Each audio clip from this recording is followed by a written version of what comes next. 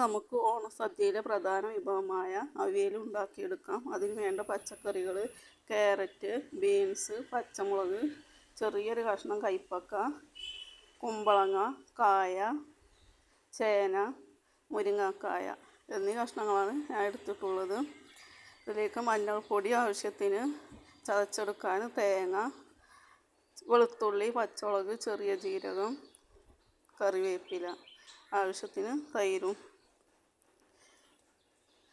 ഇനി കഷ്ണങ്ങളെല്ലാം കഴുകി ഒരു ഉരുളിയിലാക്കിയിട്ടുണ്ട്. ഇനി അത് പാകത്തിന് ഉപ്പും വെള്ളവും മഞ്ഞൾപ്പൊടിയും ചേർത്ത് ഇളക്കി യോജിപ്പിച്ചെടുത്ത് വേവിച്ചെടുക്കാം.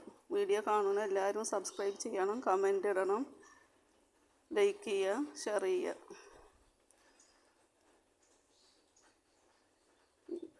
ഈ സമയത്ത് നമുക്ക് ചതച്ചെടുക്കാൻ തേങ്ങ, വെളുത്തുള്ളി, പച്ചമുളക്, ചെറിയ ഉള്ളി, ചെറിയ ജീരകം, കുറച്ച് മഞ്ഞൾപ്പൊടി, ഇതിലേക്ക് കുറച്ച് തൈര് ഒഴിച്ച് ഒന്ന് ചതച്ചെടുക്കാം.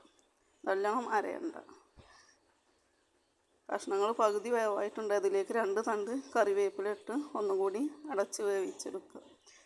വെള്ളമൊക്കെ വറ്റി വന്നിട്ടുണ്ട്. അതിലേക്ക് തൈര് അരപ്പ് തയ്യാറാക്കിയത് അതിലേക്ക് ഇട്ട് കൊടുക്കാം. ഇനി നല്ല ഇളക്കി യോജിപ്പിച്ച് അതിലേക്ക് കറിവേപ്പില ഒന്ന് തൂവിക്കൊടുക്കുക, വെളിച്ചെണ്ണയും തൂവിക്കൊടുക്കാം. ഇനി ഒന്ന് ആ ആവിയിലൊന്ന് 2 മിനിറ്റ് ഒന്ന് അടച്ചു വെച്ചാൽ നല്ല ടേസ്റ്റുള്ളൊരു അവിയലാണ്. എല്ലാവരും ഉണ്ടാക്കി നോക്കണം. എല്ലാവരും സപ്പോർട്ടും ഉണ്ടാവണം കേട്ടോ.